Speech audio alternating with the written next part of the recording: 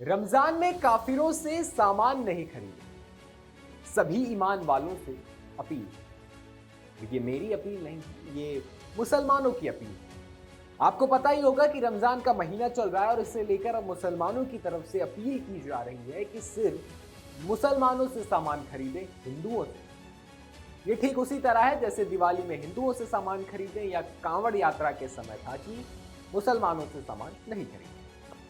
और शायद अब ये गेम बहुत लंबा जाए, क्योंकि अब होगी इस पर भयंकर सियासत जो कि शुरू हो गई है।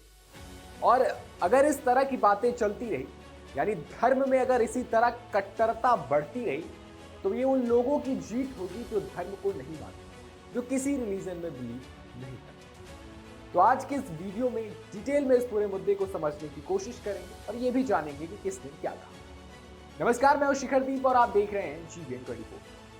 शुरू करते हैं बशीर बद्र साहब के एक शेर से कि 7 संदूकों में भरकर दफन कर दो नफरतें, आज इंसान को मोहब्बत की जरूरत है। जब बशीर बद्र साहब ने ये लिखा था तब कितनी जरूरत थी ये तो नहीं पता, पर आज बहुत जरूरत है। और नफरत कहां से आ रही है, किस तरफ से आ रही है, किसकी वजह से आ रही है, इस पर नहीं जाएंगे। सबसे पहले बात करेंगे कि अपील क्या हुई और उस अपील का रिएक्शन कैसा।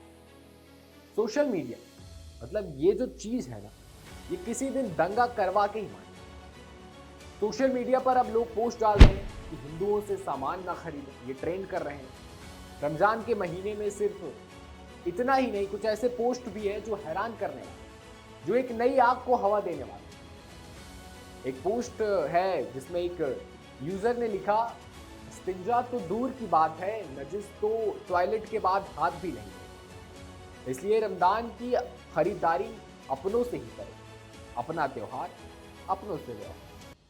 ऐसे और भी तमाम पोस्ट हैं जिसको लेकर बवाल मचा हुआ है, हंगामा बरपा हुआ है और धीरे धीरे ये एक राजनीतिक मुद्दा बनता जा रहा है और अब इसका अंत नहीं।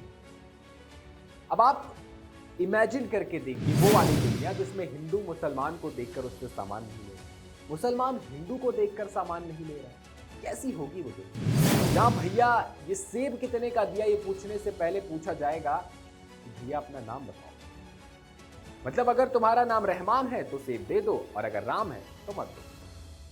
और ये सब हुआ है राजनीति की वजह से। और सिर्फ अब की, यानी जिनको ये लग रहा है कि सिर्फ बीजेपी की वजह से हुआ है, तो नहीं।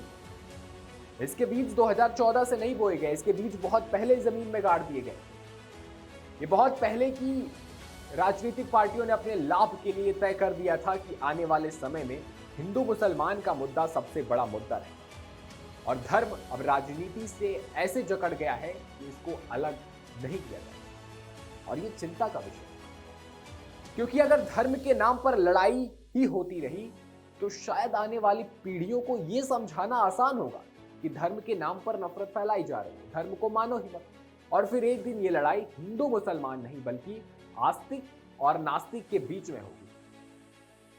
वैसे इस मुद्दे पर सियासत भी शुरू हो गई, पर बाबा बागेश्वर ने कहा कि ठीक है, ये उनका निजी मामला है, ये तो अच्छी बात है जो कह रहे हैं कि उनका निजी विषय है, ये तो हिंदुओं को सोचना समझना चाहिए। जब हिंदुओं के त्यौहार आएंगे तो हिंदू भी ऐसा मैसेज डाल दे, बस झंझट खत्म। लेकिन इससे देश कंगाल हो जाए और ये बात बिल्कुल सही है। इसी तरह बात आगे बढ़ती रही तो बात बिगड़ गई।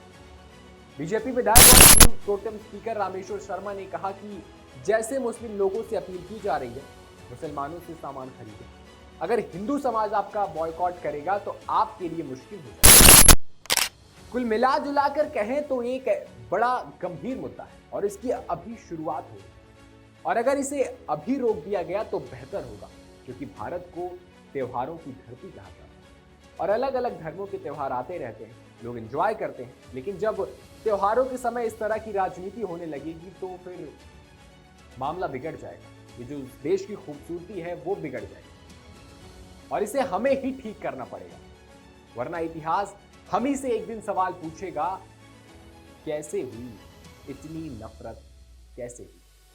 तो इस पूरे मामले पर आपकी क्या राय है? क्या आपको लगता है कि ये जो नफरत है वो धीरे धीरे बढ़ती जा रही है? क्या मुसलमानों का सिर्फ मुसलमानों से सामान खरीदना, हिंदुओं का सिर्फ हिंदुओं से सामान खरीदना, ये कहां तक सही है? इस पर आपकी क्या राय है? हमें कमेंट में अपनी राय जरूर।